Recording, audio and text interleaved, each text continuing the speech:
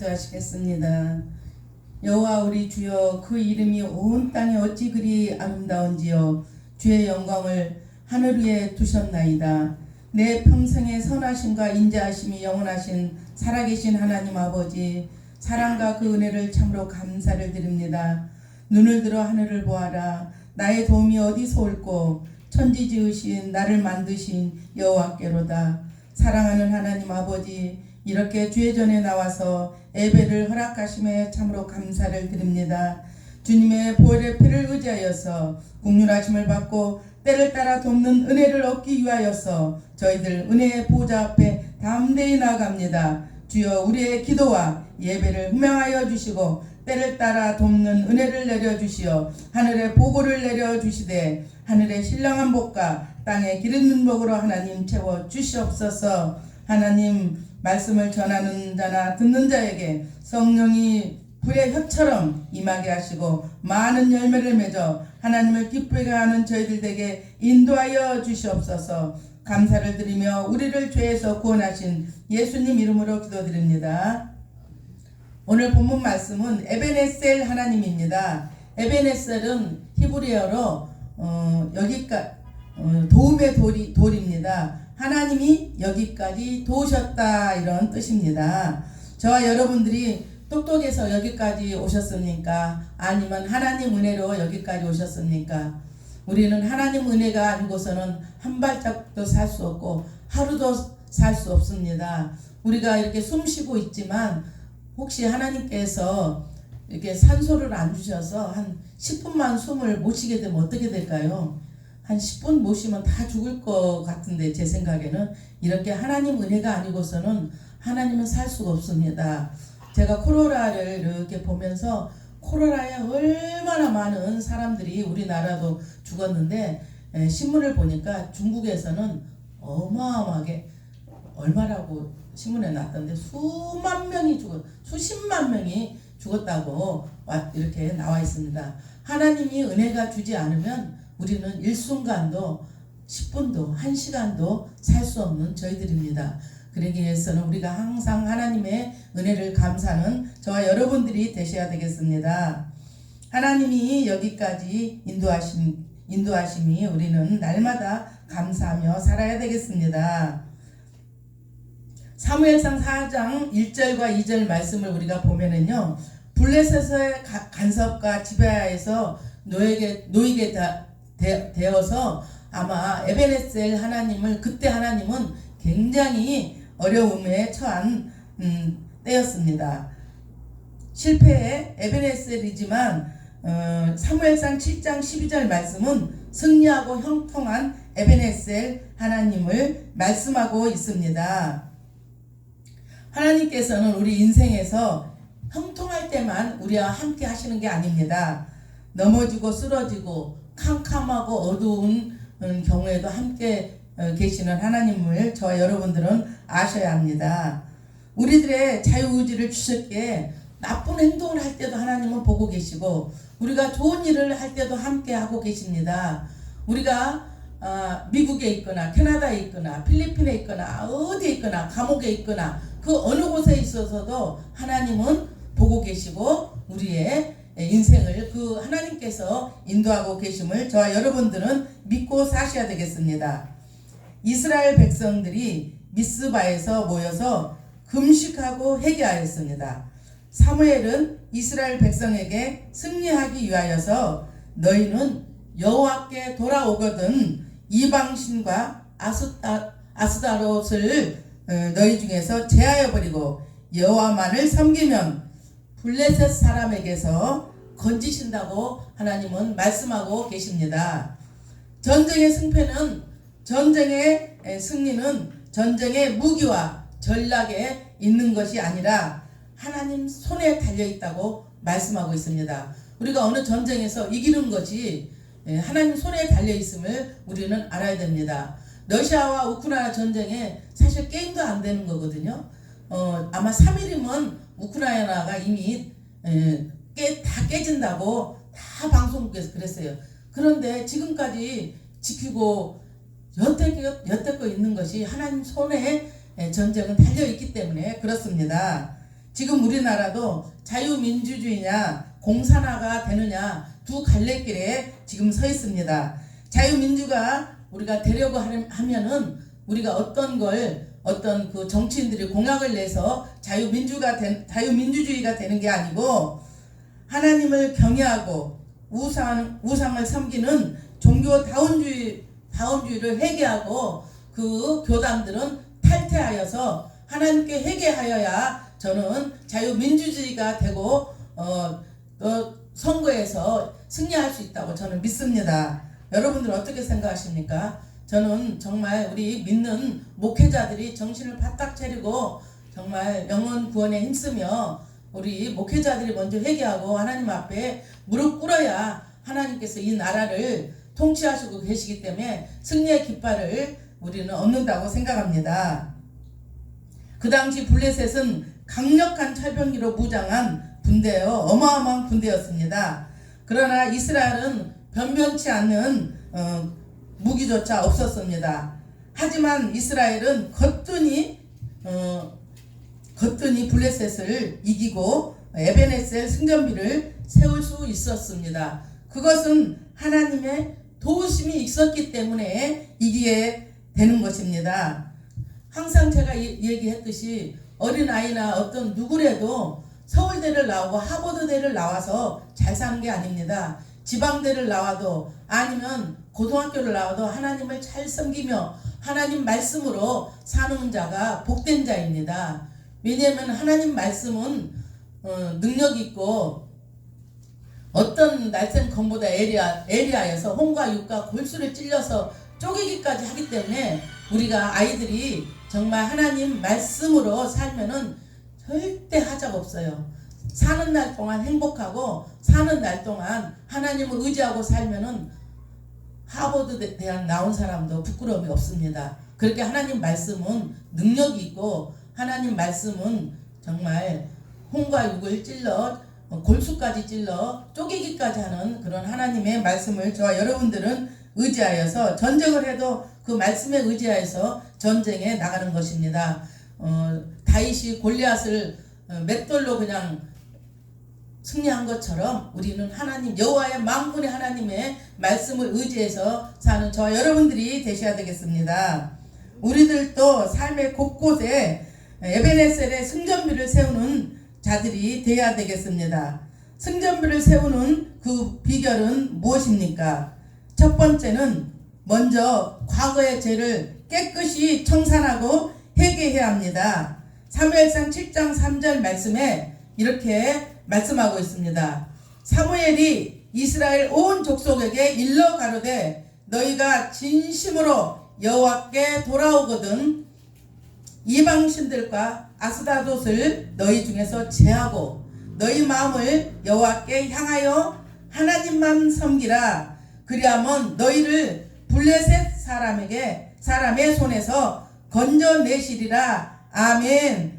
우리가 살아가면서 사방이 우겨쌈을 받더라도 길이 보이지 않더라도 우리는 하나님만을 섬기며 하나님 말씀만을 의지하며 사는 저 여러분들이 되셔야 되겠습니다.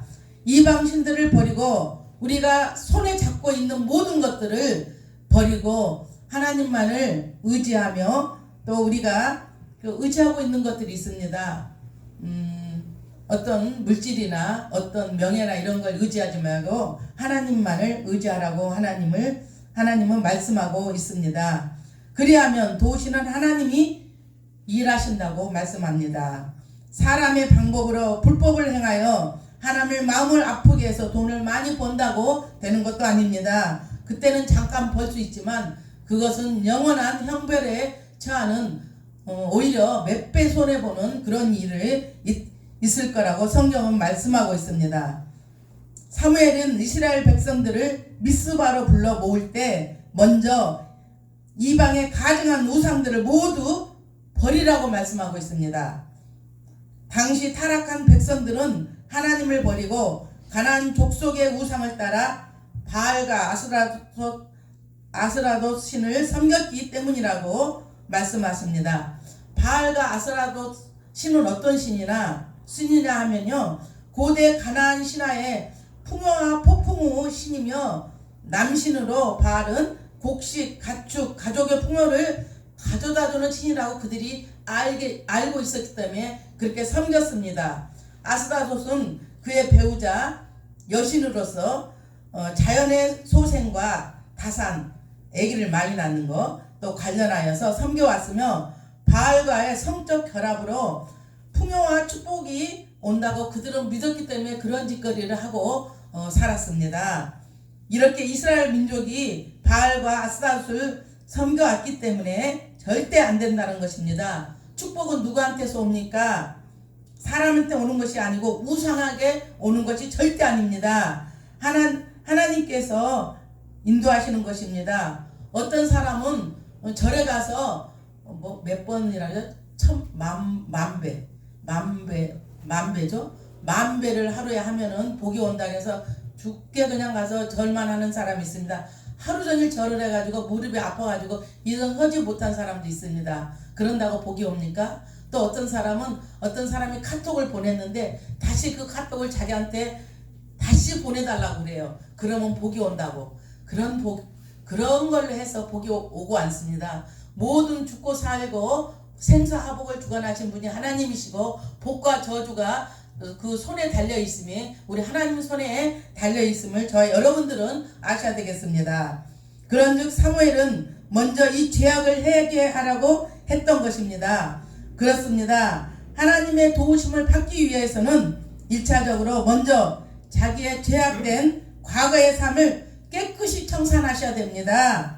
지금까지 추구하던 바라고 있는 이생의 자랑, 안목의 정욕, 육신의 정욕을 모두 벗어버리라고 말씀하고 있습니다. 그 모든 것들 우리가 눈으로 보고 또 이렇게 육신으로 즐겁게 취하는 모든 것들을 제하여 버리고 십자가에 못 박으라고 주님은 말씀하고 있습니다. 이러한 과거의 청산 없이 새 출발은 불가능하다고 하나님께서 말씀하십니다. 그것은 위선이요 거짓이라고 말씀합니다. 그런즉 성도는 앞으로 나아가기 전에 먼저 뒤를 돌아보고 행여 남은 죄악이 있는지 철저히 자신들을 확인해야 합니다. 지금이라도 있다면 먼저 그 자리에서 하나님께 무릎 꿇고 우리들은 다 회개해야 합니다. 먼저 첫 번째는 회개하고 두 번째는 하나님께 향하는 삶입니다. 과거의 죄악을 철저히 회개했다면 그 자리에서 일어나 적극적으로 앞으로 나아가야 합니다. 이스라엘 백성들은 하나님의 도우심을 확인하고 자신들보다 강한 블레셋 군대와 싸우려 나아갔습니다. 그들을 쳐서 이스라엘 땅에서 완전히 축출해냈습니다. 이스라엘 그 승리의 기념으로 이스라엘은 베델 근처에서 이스라엘 미스바와 센 사이에 에베네셀 기념비를 세우셨습니다. 그렇습니다. 회개는 회개로 끝나는 것이 아니라 적극적으로 앞으로 나아가 회개에 합당한 열매를 맺어야 하는 것입니다. 하나님을 기쁘게 하는 에베네셀의 승전비를 세워야 하겠습니다. 우리가 한번 성경을 한번 다시 보겠습니다. 사무엘상 7장 12절과 12절에 한번 보겠습니다. 무엇보다도 보니까 하나님 말씀이 은혜가 되더라고요. 사무엘상 7장 12절과 14절 15절까지 한번 읽겠습니다. 시작. 사무엘이 돌을 취하여 미스바와 센 사이에 세워 가로되 여호와께서 여기까지 우리를 도우셨다 하고 그 이름을 에베네셀이라 하니라. 이에 블레셋 사람이 굴복하여 다시는 이스라엘 경내에 들어오지 못하였으며 여호와의 손이 사무엘에 사는 날 동안 블레셋 사람을 막으심에 블레셋 사람이 이스라엘에게서 빼앗겼던 성읍이 에그론부터 가드까지 이스라엘에 회복되니 이스라엘의 그 사방 지경을 블레셋 사람의 손에서 도로 찾았고 또 이스라엘과 아모리 사람 사이에 평화가 있었더라. 15절. 사무엘이 사는 날 동안 이스라엘을 다스렸으되 사무엘이 사는 날 동안 하나님께서 다스려 주셨다는 말씀입니다. 우리가 이렇게 하나님 은혜로 사는 것을 저와 여러분들은 아셔야 되겠습니다. 우리가 성경에서 보면은 사도 바울은 다메섹 도상에서 깨지고 아라비아 광야에서 회개와 경건의 훈련을 받은 다음 사도 바울은 그 후에는 부르심의 상을 위하여 푯대를 향하여 쉬지 않고 달려가는 사도 바울의 삶을 저와 여러분들은 본받아야 하겠습니다.